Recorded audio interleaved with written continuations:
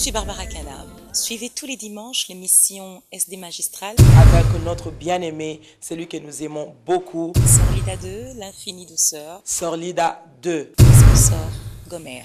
Yes. La compagnie aérienne. Amen. Yes, we can. Voilà, merci beaucoup. Bienvenue à votre magazine SD Magistral.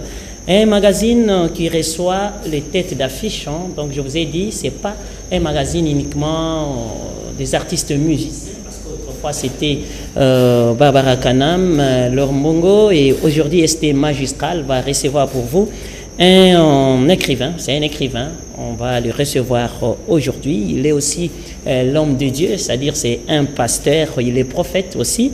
Voilà, j'ai le réel plaisir de les recevoir aujourd'hui. Dames et messieurs, je vous dis merci là où vous êtes. Merci d'avoir choisi Canal Kin Télévision. Je sais que toutes les sorlidettes sont branchées, tous les sorlidés aussi, tous les fanatiques, les amoureux de cette grande tranche sont bien sûr là. Merci encore une fois de plus de nous avoir fait confiance parce qu'il y a longtemps que nous étions en direct et les gens ne cessent de nous appeler, de nous écrire aujourd'hui. Nous sommes là pour servir tous ces peuples. Dames et messieurs, ne zappez pas, vous aurez à boire et à manger. Notre invité d'aujourd'hui s'appelle le pasteur Michel Dédié et Bondo. Michel Dédié et Bondo de l'église Cité des Ambassadeurs à Likasi. Là, nous sommes au Katanga. Donc, tous ceux qui connaissent bien les Katanga, ils savent que Jadoville, c'est une très belle ville, très propre là, plus que même Lubumbashi, permettez, parce que c'est la ville d'où je viens, à Lubumbashi. Voilà. Cette émission aura l'intervention aussi de Lukuli qui est notre intervenant, c'est un estimé confrère journaliste qui va aussi poser quelques questions à notre invité de ce soir. Merci. Un grand merci à notre réalisateur qui est là déjà, Serge Makos, en place pour bien sûr la diffusion de cette émission. Bonjour mon frère. Bonjour monsieur le journaliste. Vous êtes à l'aise quand je vous appelle frère?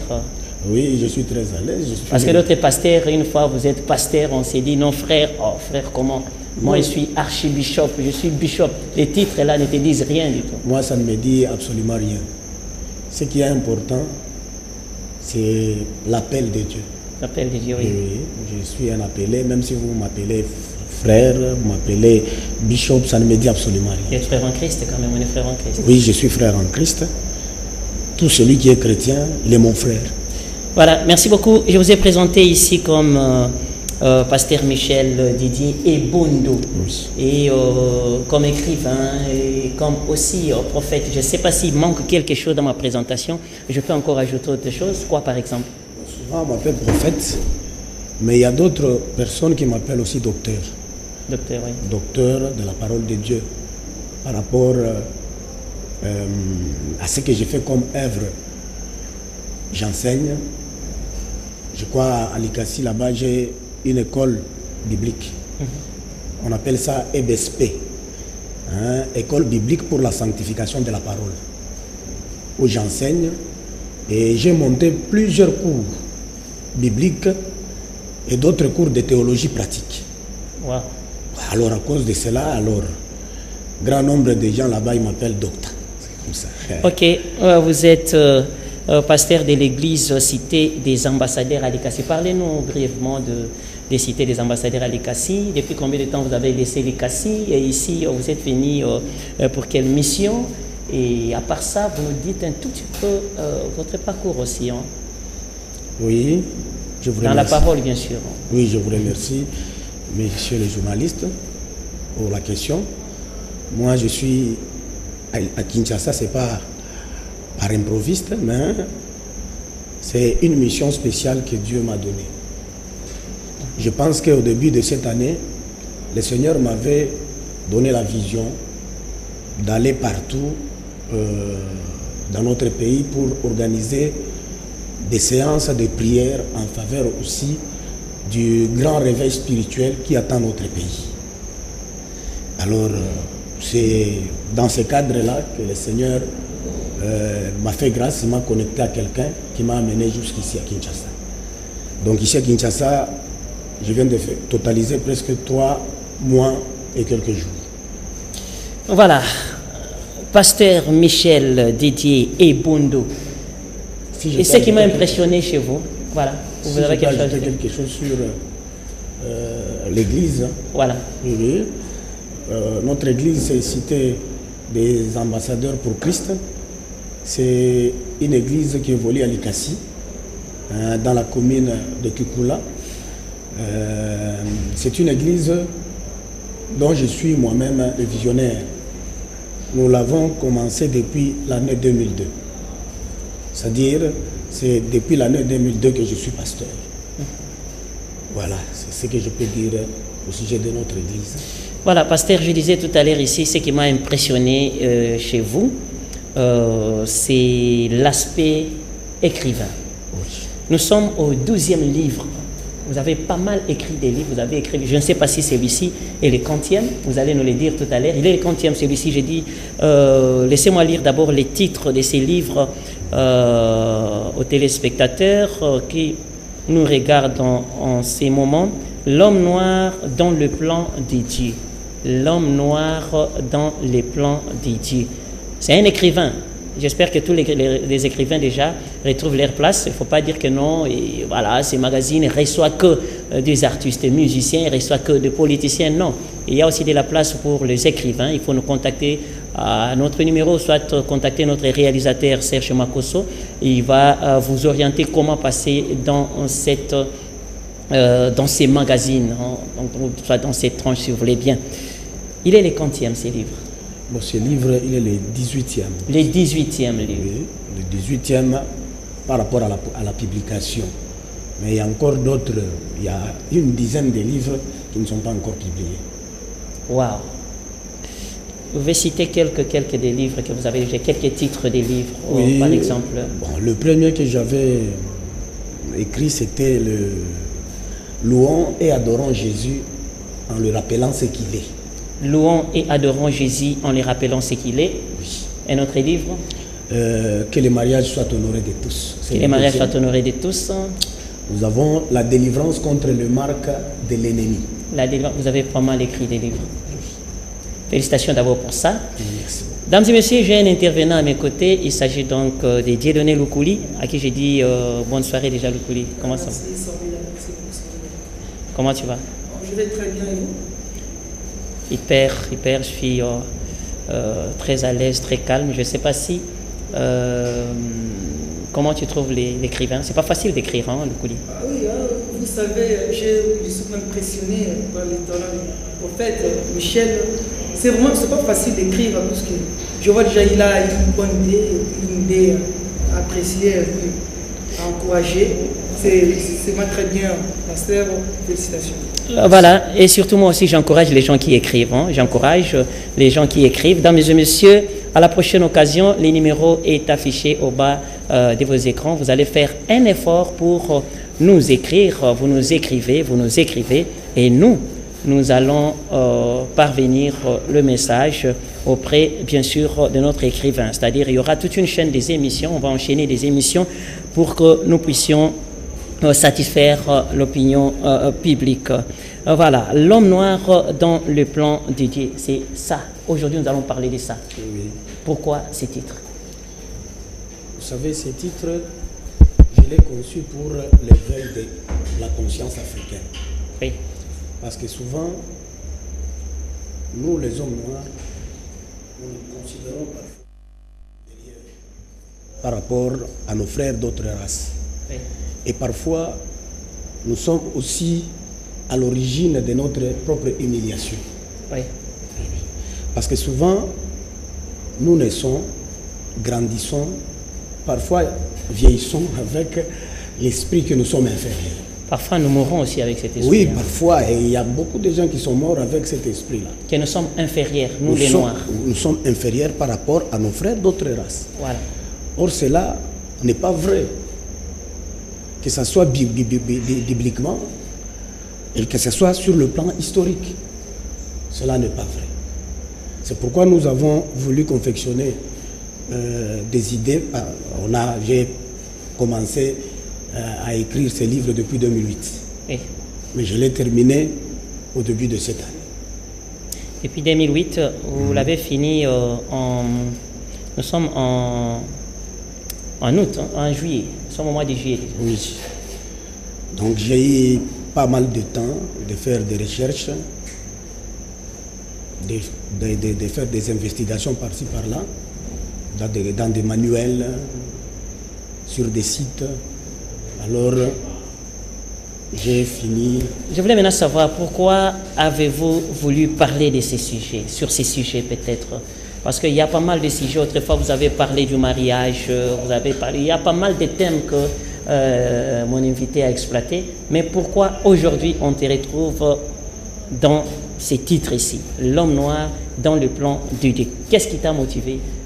Qu'est-ce qui vous a motivé? Si vous allez permettre à ce qu'on puisse se tutoyer quand même, parce qu'on se connaît. Qu'est-ce qui t'a motivé? Ce qui m'a motivé, c'est d'abord la révélation que j'ai eue dans les Saintes Écritures au sujet de l'homme noir. Dieu m'a révélé beaucoup de choses. Permettez, Dieu vous a révélé, mais nous savons que tout le monde dit toujours on est inférieur, nous les hommes noirs, l'homme blanc est supérieur à nous et ceci, cela. Quand vous dites Dieu vous a révélé, je prête mon attention vraiment pour en savoir plus. Oui, parce que souvent c'était une question que je m'étais toujours posée. Pourquoi nous semblons toujours être inférieurs? Ne sommes-nous pas des hommes comme nos frères d'autres races? Alors par ça, j'ai commencé d'abord à lire les Saintes Écritures. Parce que Dieu m'a fait grâce. J'ai lu la Bible du début, de la Genèse à l'Apocalypse, plusieurs fois. Alors c'est en lisant, en faisant l'exploration de la Bible que je suis arrivé à découvrir certaines idées ou certaines révélations qui m'ont vraiment beaucoup regardé dans mes pensées. Voilà, si nous voulons savoir d'où vient l'homme noir, parce que on nous dit toujours que l'homme noir est inférieur, l'homme blanc est supérieur. Et j'ai suivi aussi les discours du président américain Donald Trump qui a dit que l'homme noir est le symbole de la pauvreté. Je ne sais pas. D'où vient l'homme noir? En tout cas, c'est une très bonne question, monsieur le journaliste. Vous savez, il y a toute une ribambelle d'idées qu'on a essayé un peu d'avancer pour chercher seulement à déshumaniser l'homme noir. Oui. Parce que pour les uns, ils pensent que l'homme noir, c'est un descendant direct du singe anthropoïde. C'est-à-dire, il est apparenté aux primates. Et d'autres pensent que l'homme noir, c'est un chaînon manquant, c'est-à-dire un intermédiaire entre l'homme blanc et les singes. Et ils pensent même que notre cerveau à nous rapproche plus de celui d'animal tel que le singe. Alors, il y en a d'autres qui disent aussi que non, l'homme noir, il vient de la malédiction. Ou du péché de Caïn. Vous savez, quand Caïn avait péché, Caïn avait peur sur son sort. Alors la Bible dit dans Genèse chapitre 4, le verset 15, que Dieu mit les signes sur Caïn pour que quiconque les trouverait ne les tuât point. Ils disent que les signes dont Dieu avait placés sur Caïn, ça ne devait être qu'une chose très apparente, quelque chose qui est visible à l'œil nu. Pour eux, ils pensent que ces signes-là, c'est la race noire. Bon, il y en a d'autres qui disent aussi que la race noire vient de la malédiction de Cham. Quand vous lisez Genèse chapitre 9, à partir du 22e verset jusqu'au 26e verset, Cham avait vu la nudité de son père. Lorsque son père s'est réveillé, on lui a rapporté ce que lui avait fait son fils cadet, parce que Cham était le fils cadet de Noé. Alors Noé commença à prononcer la malédiction. Il a prononcé la malédiction sur son fils, son petit-fils Canaan. Il dit Canaan sera maudit, qu'il soit esclave des esclaves de ses frères. Donc, c'est à partir de cela que la plupart des colonisateurs, la plupart des missionnaires qui étaient envoyés en Afrique par leur pays, après le partage, avant le partage et après le partage de l'Afrique, ils ont essayé de soutenir leur pensée d'infériorité de l'homme noir par ces passages-là. Parce qu'ils disent que la Bible dit que l'homme noir doit être esclave des autres. Or, celui qu'on avait maudit ce jour-là, c'était Cana, ce n'était même pas Cham. Donc, là, ce sont des idées que les gens, je crois, il y a aussi une idée que j'ai placée dans mon livre. C'est ma mère qui m'avait dit un jour, pendant la période de la colonisation, un colon belge, qui était leur professeur, leur avait raconté une histoire sur les origines de l'homme noir. Qu'est-ce qu'il leur avait raconté? Il dit que l'homme noir, quand Dieu voulait créer l'homme, il avait arrosé la terre, il avait façonné un homme à son image et il l'avait pris. Il avait pris l'homme, il l'avait mis dans un four. Et après un certain temps, il a fait sortir l'homme du four. Alors, l'homme présentait un très bel aspect. C'est-à-dire, il avait des cheveux longs, il était couvert d'une peau blanche, alors, et d'un nez pointu. Alors, Dieu était content. Mais son ennemi, qui est aussi le diable, lorsque Dieu faisait, il était en train de l'observer. Alors Dieu aussi, donc le diable aussi, voulait imiter Dieu. Il a essayé un peu de façonner aussi de l'argile, tel que Dieu l'a fait, et il l'a placé aussi dans un four. Maintenant, au lieu d'attendre un peu de temps, lui, il est allé se divertir. Maintenant, en allant se divertir, il avait même oublié la créature qu'il avait mis dans le four. Mais après un certain temps, il voulait aller faire sortir son bonhomme dans le four. Il constata que cet homme-là avait frôlé même l'incinération.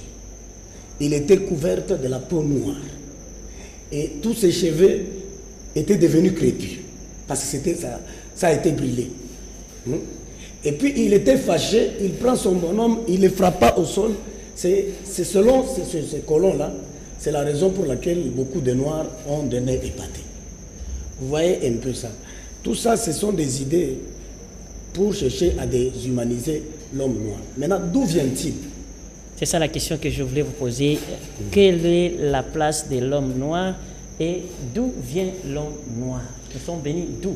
Quand nous voulons voir un peu en histoire, lorsque les plus anciens Zanzibar, des histoires comme ça, patati patata, je ne pense pas que c'était l'homme blanc, cet os-là, c'était l'os d'un homme blanc, je ne pense pas.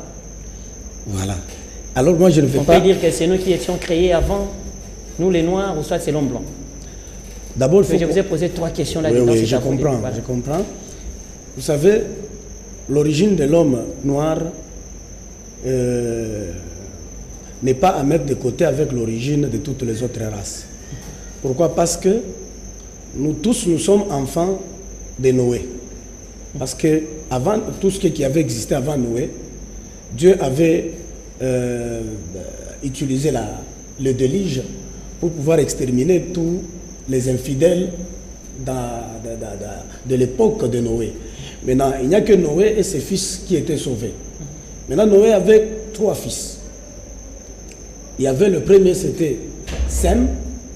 Sem, c'est lui le père des Juifs, des Arabes et de la plupart des populations du Moyen-Orient. Sem. C'est pourquoi on les appelle les Sémites. En dehors de Sem, il y a Japheth, qui est le deuxième fils de Cham. Japheth est le père des Européens, des Russes et d'autres peuples de l'extrême-orient c'est-à-dire de l'Asie. Maintenant, Cham. Cham, c'est bien lui qui est le père des Africains. Pourquoi? Parce que Cham a eu 4 fils. Le premier, c'est Kouch. Kouch, c'est lui le père des Éthiopiens. C'est-à-dire dans la plupart des tribus éthiopiennes. Quand on dit éthiopien, il ne faut pas voir l'Éthiopie actuelle. Parce que la partie là qu'on appelait Nubie, la partie où était Kouch, c'est presque toute l'Afrique centrale. C'est lui, Cham, qui a engendré Mizraïm. Mizraïm, c'est le père des Égyptiens. C'est pourquoi nous, en Swahili, on appelle Égypte Misri. Parce que le Swahili vient de l'arabe. L'arabe aussi, comme c'est une langue sémite, il y a presque des similitudes dans ça, les mêmes racines avec d'autres mots hébreux. Donc, Mizraïm, c'est lui le père des Égyptiens. Et puis, il a engendré aussi Pout. Pout, c'est lui le père des Maghrébiens. Les gens qui sont au Maghreb là-bas, ce sont les enfants de Pout. Et une partie des Somaliens. Et des gens du Yémen. Et même une partie des Indiens. Ça vient de Cham. Donc, toute l'humanité actuelle tire son origine à partir de Noé, des 3 fils de Noé. Maintenant, en dehors de ces enfants, le cadet de Cham, c'était Canaan. C'est celui qui avait été maudit, et non pas Cham. Maintenant, ils disent que ceux qui veulent déshumaniser l'homme noir, ils disent toujours que l'homme noir est le fruit de la malédiction. De la malédiction de Noé. Non. Celui qui avait été maudit, ce n'était même pas Cham, mais c'était Canaan. Et puis cette histoire-là de la malédiction, je vais vous dire que cette histoire-là de la malédiction ne concerne pas la pauvreté ou une quelconque infériorité de l'homme noir, non. Parce que si réellement l'homme noir était maudit, donc à un certain degré, nous pouvons dire que même quelques enfants d'Israël sont maudits. Et je dirais même ceci.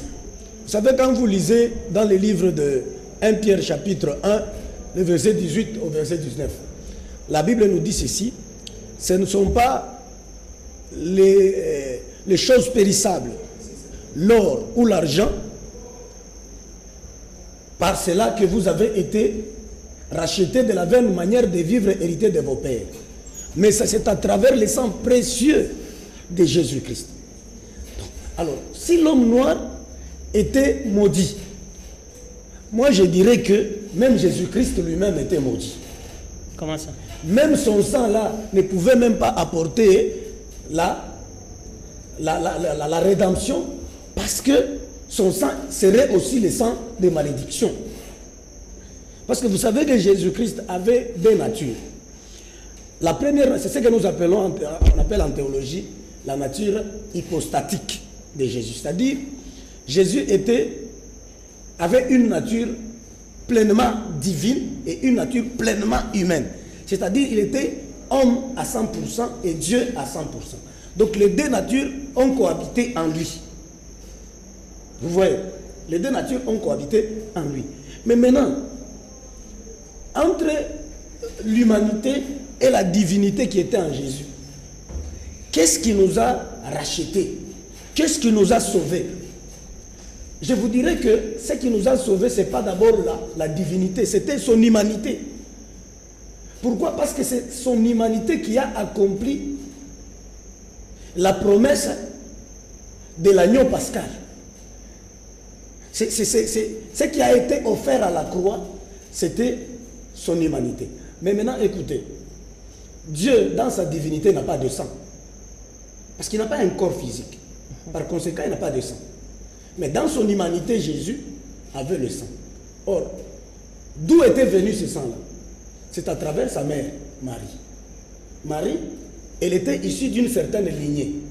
Maintenant, si nous remontons dans la lignée de Jésus, par sa mère Marie, nous trouverons, quand vous lisez dans Matthieu chapitre 1, dans la généalogie là qu'on donne de Jésus, il y a 2 femmes qui sont filles de Cham, c'est-à-dire qui viennent de la lignée de Cham, qui avaient le sang de Cham.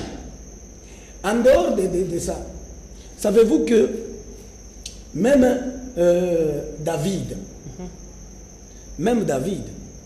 il avait pris la femme là, Bathsheba, qui est la mère de Salomon. C'était la femme de Uri. C'était les Hittites. Lui, Uri, et sa femme Bathsheba, c'était des Hittites, c'est-à-dire les enfants de Heth. Or, Heth, il était le premier enfant sur la liste des enfants de Canaan. Donc, si Jésus-Christ, si l'homme noir était maudit, donc Jésus-Christ serait aussi maudit. Voilà, là, ce sont les propos donc, de ceux qui disent pour minimiser l'homme noir. J'ai fait allusion aussi à Donald Trump qui a dit que l'homme noir est le symbole de la pauvreté, l'homme noir est inférieur à l'homme blanc, tout le monde le sait, l'homme noir est ceci, c'est là, l'homme noir, donc les lézards et quoi, et les crocodiles, ils ont le même style, le même modèle, le même ceci, c'est là, mais les lézards restent toujours lézards, il ne sera pas crocodile. Donc tout ça, en fait, ça je fais juste allusion. Hein. Je sais qu'aujourd'hui, j'ai juste permis à mon invité d'exposer tout ce qu'il a dit dans le livre. C'est pas que j'ai dit amen à tout ce qu'il est en train de dire, non. C'est pas que j'ai dit aussi aux autres de croire, non. Je sais qu'il y aura un débat contradictoire peut-être pour les gens qui comprennent contrairement les choses par rapport à ta vision. Et ici, je ne fais que parler, bien sûr, c'est que mon écrivain, mon invité a parlé dans ses livres. Voilà. Une autre question avant que Lukouli intervienne. Quel est l'apport de la race noire au progrès actuel de la science? Ok. Vous savez, la plupart des gens se demandent. J'ai même un de mes fils spirituels qui m'avait posé la question un jour. Il m'avait dit ceci.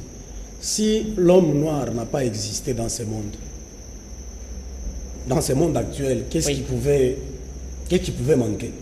Est-ce que nous pouvions manquer des chaînes de télévision si l'homme noir n'a pas existé? Et puis, il s'est répondu lui-même, il dit, alors je pense que si l'homme blanc n'a pas existé, peut-être aujourd'hui, on n'aurait pas les ampoules, les chaînes de télévision, des avions, tout ça. Je lui ai dit ceci, c'est ce que toi tu penses. Il y a beaucoup de gens qui pensent que l'homme noir n'a rien fait. C'est un moins que rien. Non.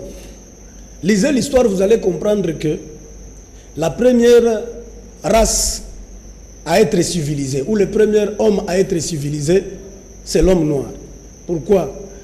Parce que à partir de 5e primaire, 6e primaire, nous avions étudié à l'école la toute première civilisation du monde, c'est la civilisation égyptienne. Or, les Égyptiens n'étaient pas de peau métissée comme aujourd'hui. Les Égyptiens antiques, c'était des Noirs. Et même le premier pharaon, Ménès ou Mani, c'était un Noir. Et d'ailleurs, il était venu de la Haute-Égypte, c'est-à-dire tout près de la source, des 2 sources du fleuve Nil. C'est-à-dire, c'est presque au niveau de l'Afrique centrale, tel qu'au Congo ici. C'est lui le premier pharaon. Donc, les Égyptiens antiques, c'était des hommes très intelligents. Et d'ailleurs, même Aristote, qui est considéré comme le savant par les Grecs, il est allé apprendre les mathématiques où? Mais c'était en Égypte. Et lui-même, il a témoigné que les Égyptiens étaient recouverts de peau noire. Même de grands historiens tels que Hérodote, Strabon et les autres. Pour dire que il y a des choses que les Égyptiens antiques, les Noirs antiques avaient inventées, qui ont cimenté même la science. C'est pourquoi des gens comme Cheikh Anta Diop a dit un jour que l'Afrique n'est pas seulement le berceau de l'humanité, mais l'Afrique est aussi le berceau de la science. Parce que l'écriture a été inventée pour la toute première fois en Égypte avec l'hiéroglyphe. Pendant que toutes les races étaient encore des barbares, mais l'homme noir était civilisé. Et puis, en plus de cela, je vais vous dire qu'il y a beaucoup de savants noirs, mais qui sont sciemment ignorés par le monde occidental. Et surtout chez nous, les francophones. Chez les anglophones, quand même, ça va. Il y a beaucoup des inventions qu'on a attribuées aux Blancs pendant que ce sont des inventions. Par exemple, l'ampoule ici. On m'a appris à l'école que c'était Thomas Edison qui avait inventé l'ampoule. Mais dans la réalité, ce n'est pas lui. Vous savez, la plupart des Noirs qui étaient en Amérique, comme les Noirs qui étaient en Amérique ne jouissaient pas de leurs droits civils, ils ne pouvaient pas jouir aussi de leur droit de déposer un brevet d'invention. Ce sont leurs maîtres, parce qu'ils étaient esclaves, ce sont leurs maîtres qui jouissaient de tous les honneurs. J'ai dans les livres ici repris quelques noms et quelques inventions. Je vous dis, il y a beaucoup d'histoires quand vous parcourez ces livres. Il y a beaucoup de... L'homme noir n'est pas... C'est-à-dire, ce sont les colons, des gens qui ont toujours le souci de nous recoloniser, qui nous poussent jusqu'à nous humilier nous-mêmes. Nous pensons que l'homme noir n'a rien foutu dans ce monde. Non, ça, c'est faux. Très bien suivi, l'homme noir dans le plan de Dieu. Voilà, vous assumez tout ce que vous dites. Hein? Oui, donc il faut les assumer parce qu'aujourd'hui, on vous permet quand même d'exposer. Nous disons encore à ceux-là qui viennent de nous joindre tout à l'heure que le pasteur Michel Didier Ebondo vient de mettre en place, étant écrivain, parce qu'il a plusieurs casquettes à la fois. Il est prophète, il est pasteur, il est écrivain, il est aussi... docteur. Voilà, aujourd'hui, j'ai bien dit que nous les recevons dans la casquette de qui? Nous les recevons dans la casquette d'un écrivain qui a écrit 13 livres et celui-ci 18. 18, c'est beaucoup, hein, c'est beaucoup. Ils sont en vente où? Ici aussi, il y a des points de vente de ces livres-là. Ici... J'ai lu seulement un livre que vous avez écrit sur le mariage. Il y a des bons conseils là-dedans et qu'on sort des stratégies pratiques. Voilà, c'est bien. Et aujourd'hui, c'est L'homme noir dans le plan de Dieu. C'est le tout dernier livre. C'est le 40e celui-ci. Non, ça c'est le 18e. Le 18e, c'est le tout dernier livre. Non, c'est pas le tout dernier. Jusque-là. Parce qu'après, l'inspiration continue, vous allez encore écrire. Non, j'ai encore beaucoup d'autres livres qui n'ont pas encore... J'ai dit à la publication. Vous avez publié les tout derniers. Mais je vais publier avant que je ne rentre chez moi, je vais publier encore d'autres livres. Encore d'autres livres. Ah, voilà, vous allez nous dire le point de vente, là où on va retrouver ces livres. Et je voulais savoir quel est le rôle de l'homme noir dans le plan du salut. Oui, vous savez, l'homme noir a joué un grand rôle dans le plan du salut. Qu'est-ce que j'appelle plan du salut? Pour moi, je ne définis pas le plan du salut comme dans un dictionnaire. Moi, je donne une définition qui est un peu pragmatique. Hein. Donc, j'explique que, vous savez, pour que... donc, après la chute de l'homme, hein, oui. Après la chute d'Adam, oui.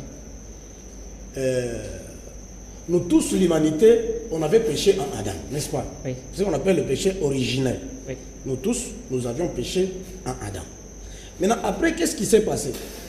Dieu avait besoin de récupérer l'homme perdu.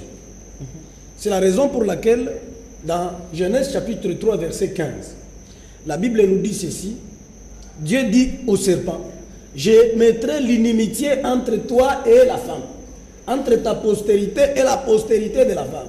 Hein? La postérité de la femme t'écrasera la tête et toi tu lui baisseras les talons. » C'est ce que nous appelons le proto-évangile, c'est-à-dire le premier évangile. C'est-à-dire Dieu a annoncé comment la descendance ou la postérité de la femme devait écraser la tête du serpent.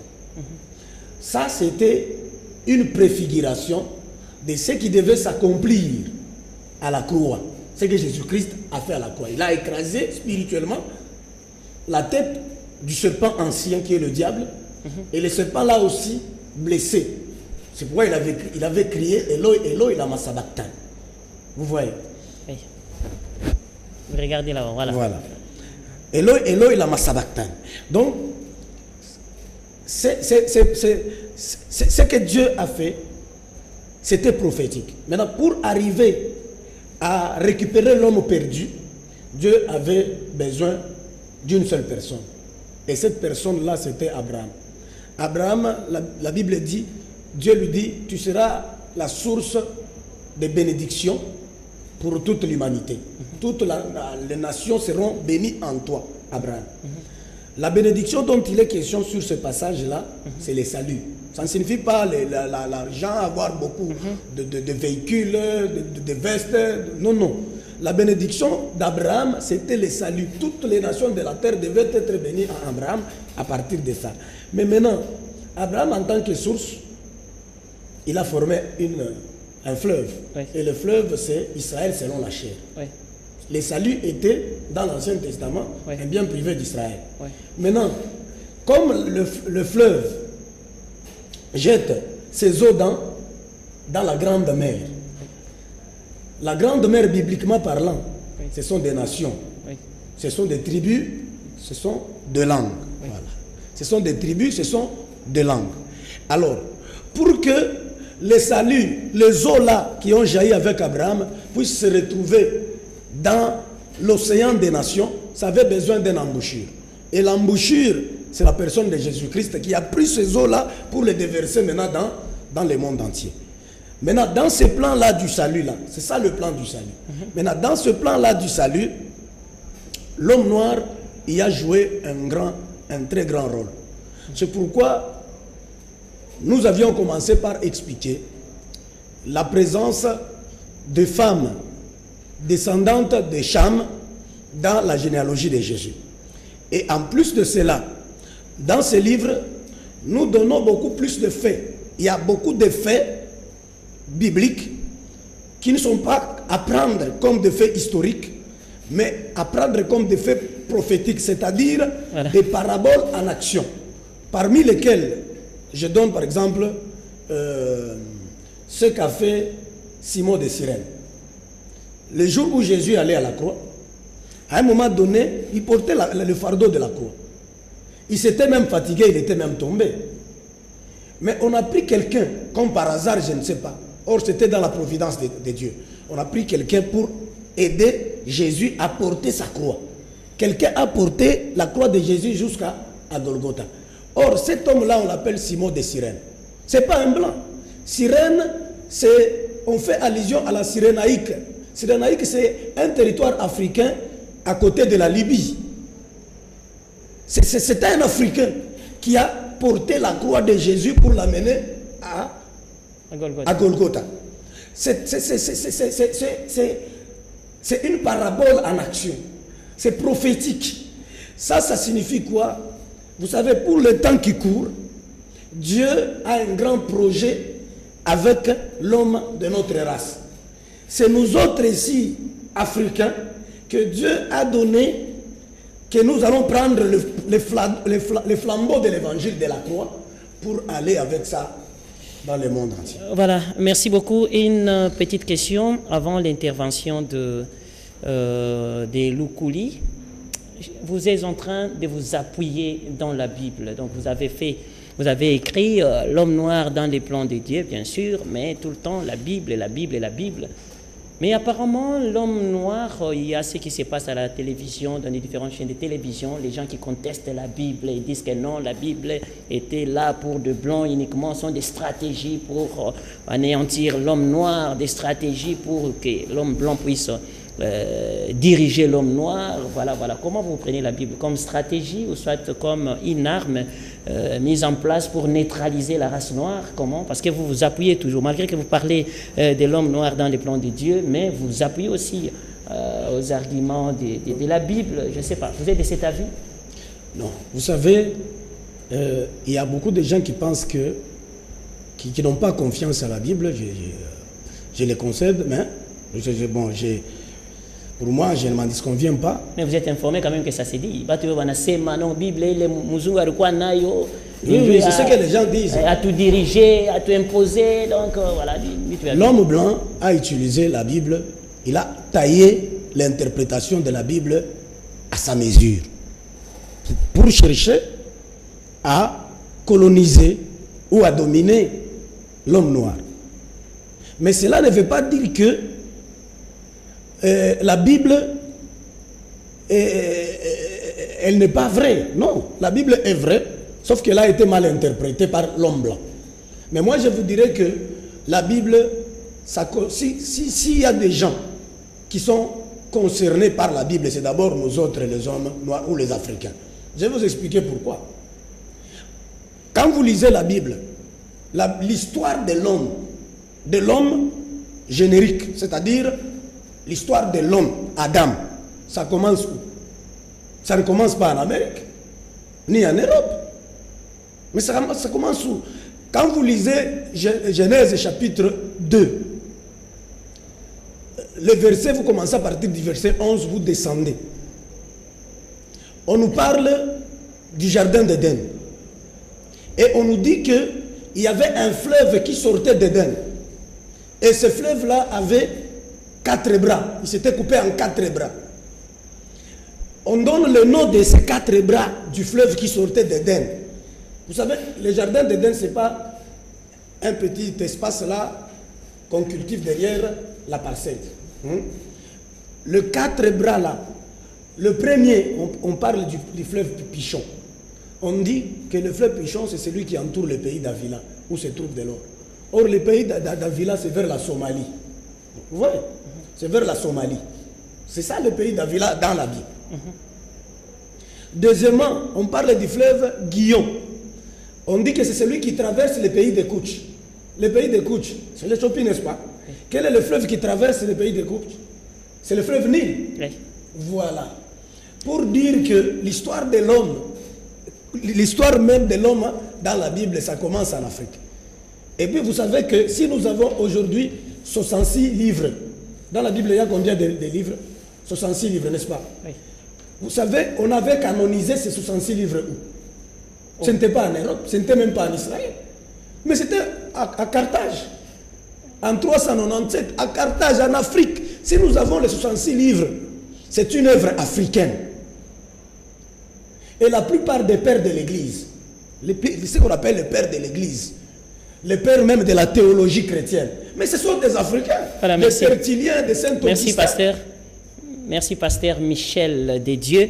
Il y a à boire et à manger dans ces livres ici. Ouais. C'est juste pour encourager l'écrivain. C'est pas facile d'écrire en République démocratique du Congo. Au Congo, il y a toujours déjà tralalalala. Si quelqu'un parvient à vous écrire même un livre de 20 pages, 22, 40 pages, 45, c'est beaucoup. Nous chutons déjà avec notre invité.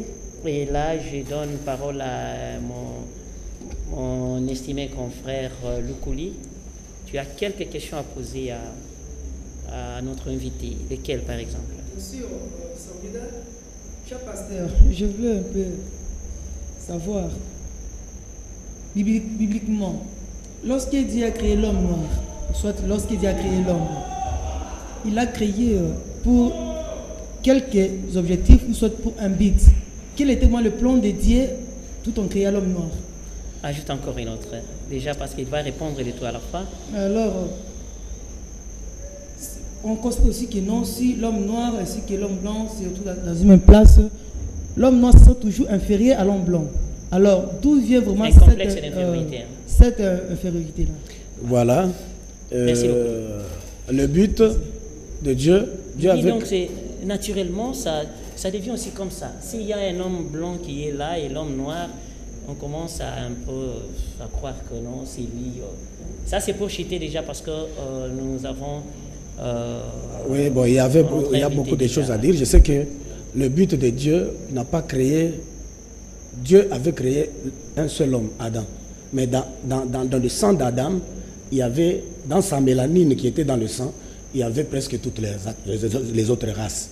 Les races sont venues par après. Adam n'était ni blanc, ni noir, parce que la Bible ne dit pas. Là où la Bible c'était, nous nous taisons aussi. Voilà. Maintenant, d'où vient l'infériorité de l'homme noir? Ça vient à partir des discours politiques. Par exemple, en France, il y a un monsieur, j'ai mis un extrait de son discours dans le livre, c'est Jules Ferdy. Oui, il avait fait un grand discours. C'est à travers son discours-là qui a poussé. Aujourd'hui, les gens commencent maintenant à considérer l'homme noir comme inférieur. Et lorsque les Blancs sont venus ici chez nous... on est trop colonisé. On est colonisé voilà. par l'homme blanc. La France a colonisé par Et nous sommes nous-mêmes convaincus même. Nous sommes même convaincus que nous sommes inférieurs. Au Brazzaville, nous, par des Belges, nous voyons que quand on nous colonise, c'est comme s'ils sont... Ce qui fait rire aussi, c'est quand je vois quelques livres, et puis on illustre, on donne l'image des dieux ainsi que Satan. S'il y a l'image des dieux, on donne toujours un homme blanc. Et puis s'il y a l'image des Satan, on donne un homme noir avec des cornes de la tête, ainsi de suite. C'est la même chose avec ce que j'avais expliqué ici. Hein? L'histoire que ma mère m'avait racontée, j'ai expliqué ça ici. Donc pour vous dire que tout ça, c'est l'homme blanc qui cherche toujours à diaboliser l'homme supérieur. Hein? Même s'il a des inventions, il cherche toujours à ce que son nom soit brandi et qu'il puisse taire les noms de... Voilà. Et tout est bien qui finit bien. Nous sommes pratiquement à la fin de cet entretien. Donc, nous sommes venus parler au sujet de ces livres, L'homme noir dans le plan de Dieu.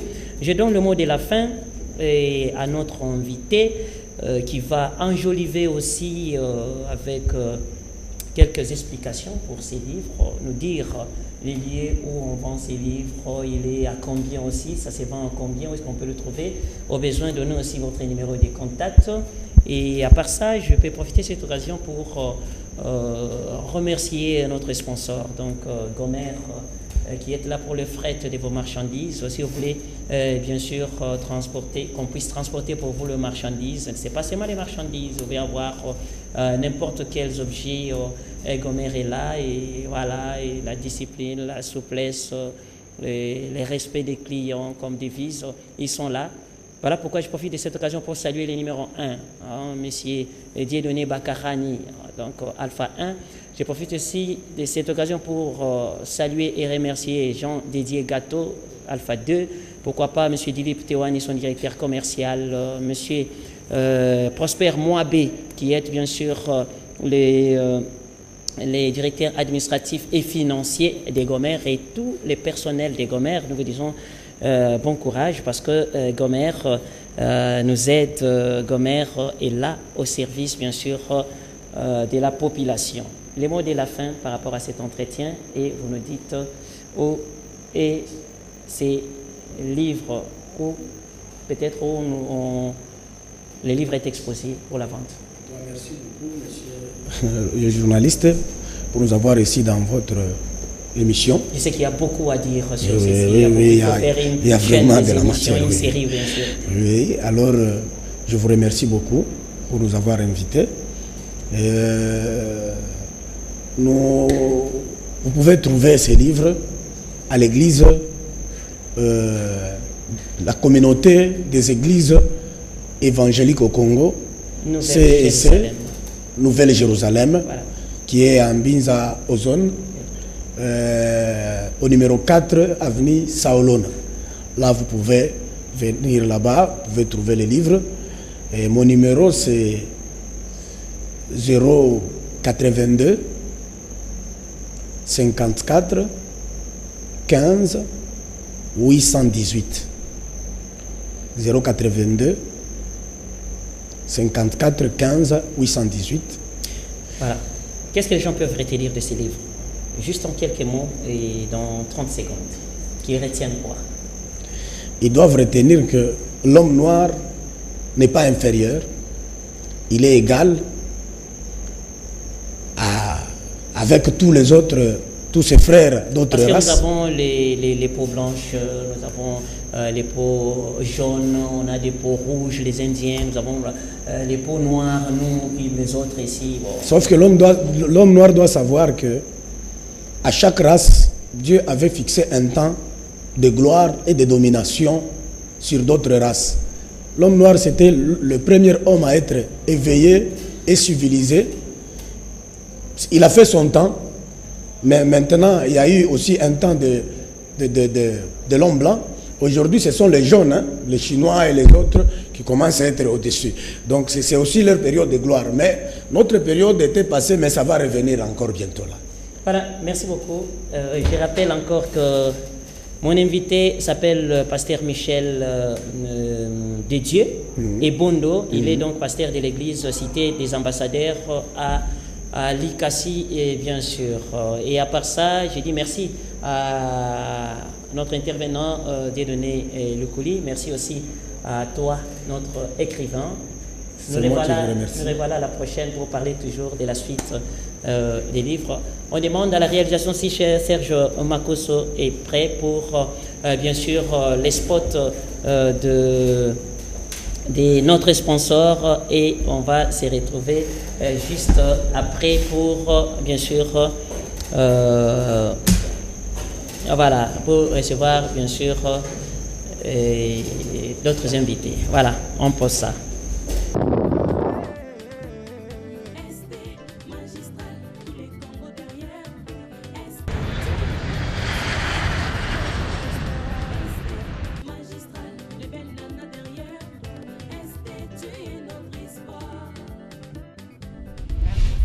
Je suis Barbara Calab.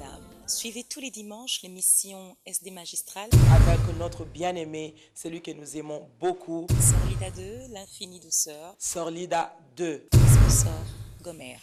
Yes. La compagnie aérienne. Amen. Yes, we can.